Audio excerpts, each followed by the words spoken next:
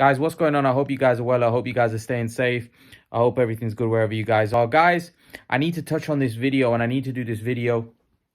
Tomorrow, I will be doing a video about Gervonta Davis.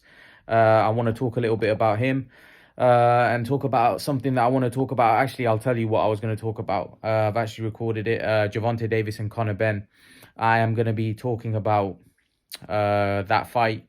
But today I wanted to touch on, or just this video, I wanted to touch on quickly about Eddie Hearn's comments about Bivol and Saul.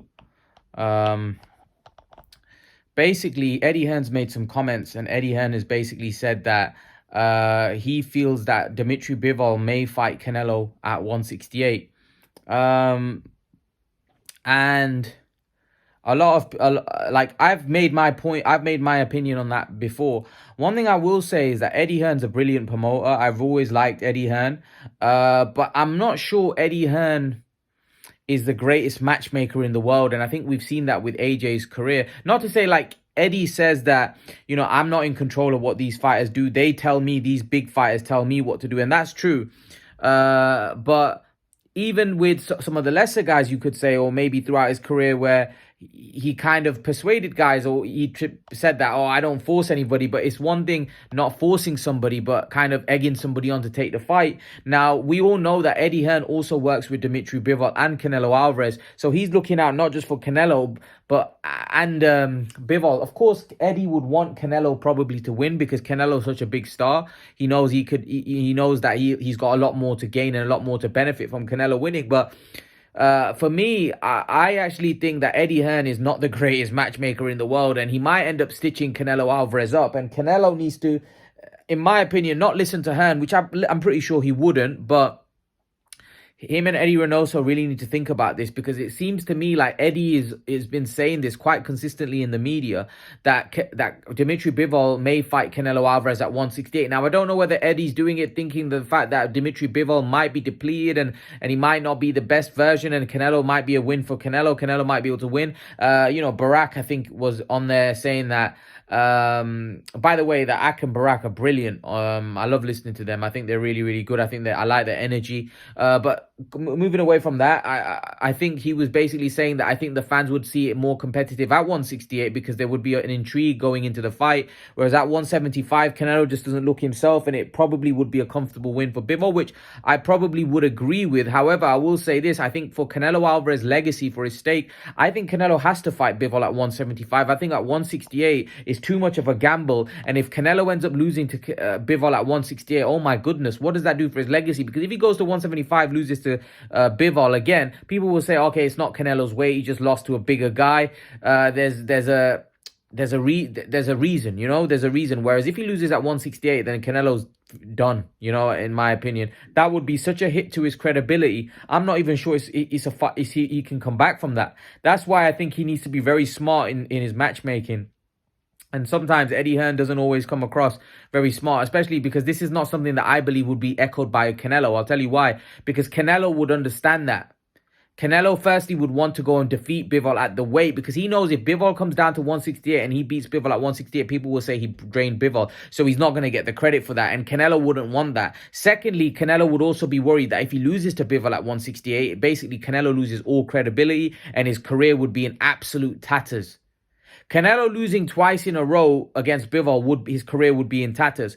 But him losing to Bivol at 168, that would completely finish him. I'm sorry, that would completely finish him, as far as I'm concerned. And in terms of what it does for Dmitry Bivol could be in a situation, Eddie Hearn's right. If he beats Canelo, he could become undisputed at 168, and he can go and become undisputed at 175, which would put Bivol as, in my opinion, probably one of the best fighters of the generation. I mean, who would do that? I mean, even though he wouldn't have done it in many fights, he'd done it in 2 fights. He would be undisputed in 2 weight divisions. But the 2 guys that he would have beaten to do that would be incredible. So, like for me, that fight only has Dmitry Bivol to gain, because Dmitry Bivol goes down to 168 and loses, people will say, well, he was drained. If he if he beats Canelo Alvarez, oh my God, Dmitry Bivol becomes undisputed, and then he'd be more relaxed because he'd become undisputed, and then he can fight Artur Beterbiev with his confidence skyrocketed, already becoming an undisputed champion, and there's a good chance he beats Beterbiev. So then he puts himself in a very, very strong position. So for me, Dmitry Bivol, I think that fight would only benefit at 168, would only benefit Dmitry Bivol. So yeah, I'm not so keen. I'm not so keen on that fight, if I'm totally honest with you. I'm not so sure that is a fight that Canelo should be entertaining, because I think that is a fight that probably would not go too well for Canelo. And I'm a big Canelo fan. You know, I love Canelo. But at the end of the day, I've got to call it real for real. I don't think Canelo should be looking to fight Dmitry Bivol at 160. I think it's too much of a risk. I think if he wins, I don't think he gets the credit. So why go through that risk? Put yourself in that risk position where if you win, people are going to say, well, you drained the guy. And if you lose, then you're basically finished. Basically, you're done, as far as I'm concerned, because you're not going to come back from that. You're not going to come back from a loss at 168 against Bivol. You're just not. Because that is your weight class. And that is a weight class that people have been saying that no one could beat you and you're one of the greatest. Even though, you know, Roy and guys like that would have other things to say about it, Bernard and those guys. But the fact is that you can make a case that I would have beaten any champion of any era at 168. In Canelo's mind, I'm just giving you, like, he could hold that claim in his, you know, and many people could hold that claim that support Canelo. But if he goes and gets beaten by Bivol at 168, then that just completely ruins it. And I will say this, I do think Canelo is a top champion, and I think he could have, at 168, could have beaten anyone on his day. Canelo is a really, really good fighter, a very underrated fighter. I do think that Roy in that division was something else, and I think Roy was the best of the best. I do think Andre Ward was something special as well. I think they would have been tough fights for Canelo. I do think Canelo would have been a lot more competitive with Andre Ward. I would have given him more of a chance with Andre Ward than I would have given him with Roy. Roy was just, I mean, he was just something else, a freak. And Bernard Hopkins was also a great fighter.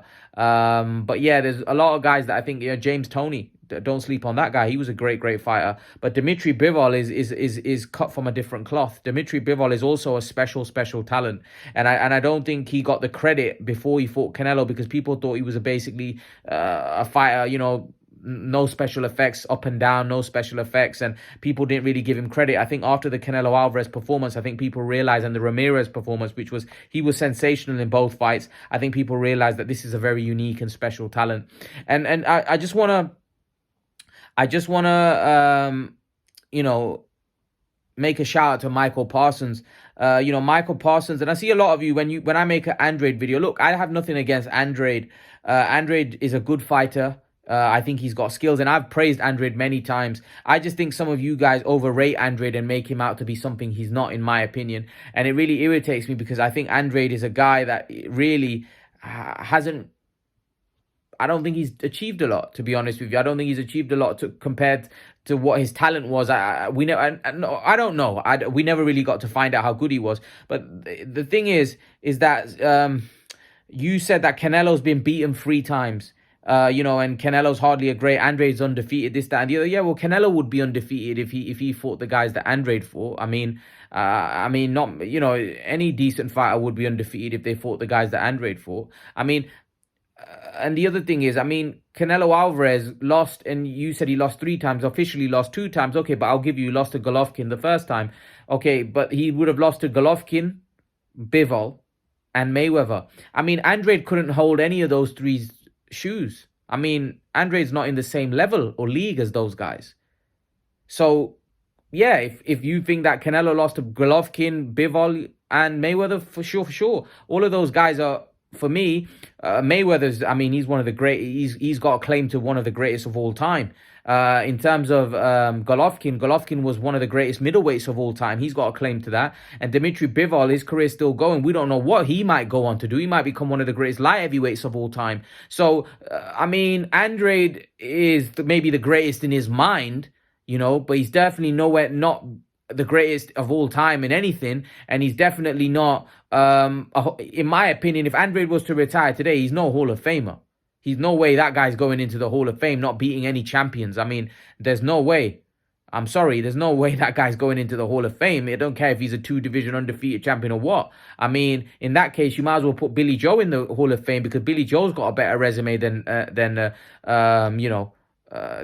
Demetrius Andrade. I mean, just because you're undefeated and you're fighting guys that are lower level, I mean, that doesn't make you a great fighter. Or that doesn't mean you go into the Hall of Fame, or somehow you've had of course, anyone that becomes a world champion's had a good career. When you look at it from a fan point of view, you have to give them credit. It's world champion's a big thing. So Demetrius Andrade becoming a 2-weight world champion is a big thing. It's not a small thing. He deserves respect for that. But when we're talking about the high echelon of the sports, when I'm criticizing him, his resume just doesn't fit and stack against the real top guys, against Canelo or Mayweather or any of those, Pacquiao. It doesn't stack against those guys. He shouldn't be mentioned in those type of guys category. And that's where I get frustrated, because a lot of you guys seem to think Canelo's ducking this, that, and the other. The fact of the matter is Andrade is not a Mayweather. Andrade is not a Canelo. Andrade is not a Pacquiao. Andrade is not in that guy's caliber. Simple. Right? He doesn't fit into that kind of caliber of fighter. You know, to say Mayweather did that to Canelo. Yeah, Mayweather did do that to Canelo, but Mayweather's on a different level. There's a reason why people say he's one of the greatest of all time. Andrade, like I said, might be the greatest in his mind or in some of his fans' minds, but he's not the greatest in anything of all time.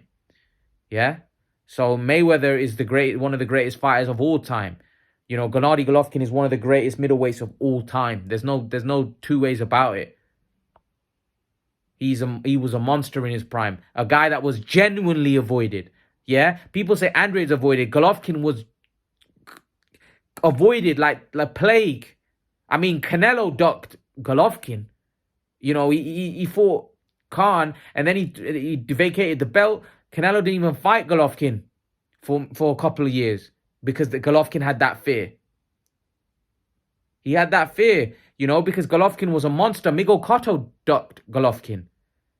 These guys didn't want that. These guys didn't want to go near him at that point. He was a monster. So that, for me, Golovkin was genuinely avoided.